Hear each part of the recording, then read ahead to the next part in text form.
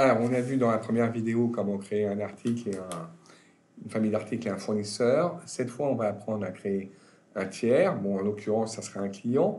Mais on va voir que ce client a des conditions de paiement un peu particulières, puisqu'il y a une partie qui sera payée comptant et une partie par chèque. Comptant par chèque, excusez-moi, et par prélèvement à 20 jours. Et on verra ça tout à l'heure dans une troisième vidéo.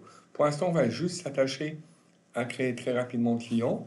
Donc, contrairement à tout à l'heure où on était passé en direct par rapport à l'article en créant un nouveau fournisseur en fonction du menu article, là, on va véritablement créer un client, un nouveau client sans passer par un menu, j'allais dire un menu auxiliaire. On va directement passer par le menu principal.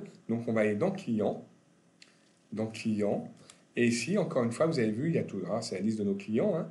Là, on va rajouter donc un nouveau client et on va toujours dans ce petit bouton plus qui permet d'ajouter. On va ajouter donc un client.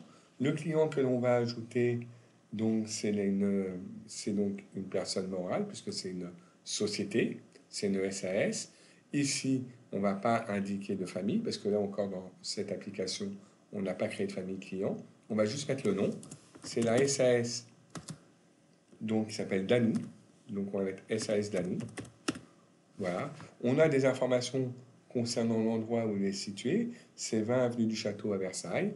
Donc c'est ce qu'on va indiquer ici. 20 avenue du Château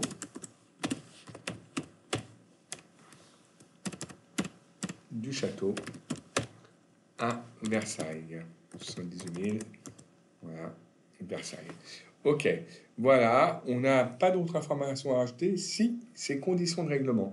Donc les conditions de règlement, c'est dans divers que ça apparaît ici. Et là, on peut sélectionner les modes de règlement.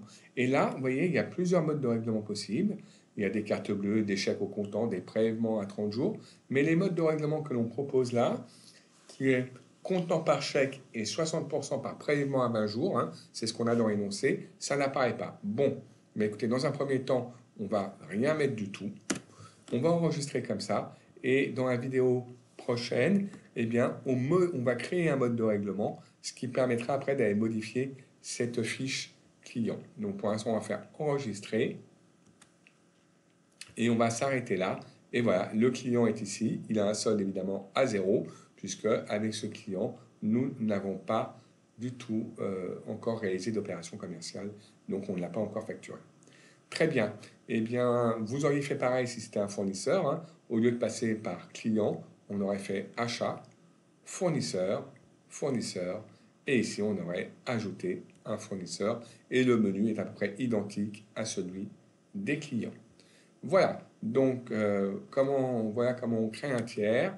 Et maintenant, eh bien, on va dans une prochaine vidéo voir comment on crée un nouveau mode de règlement qu'on associera après au tiers.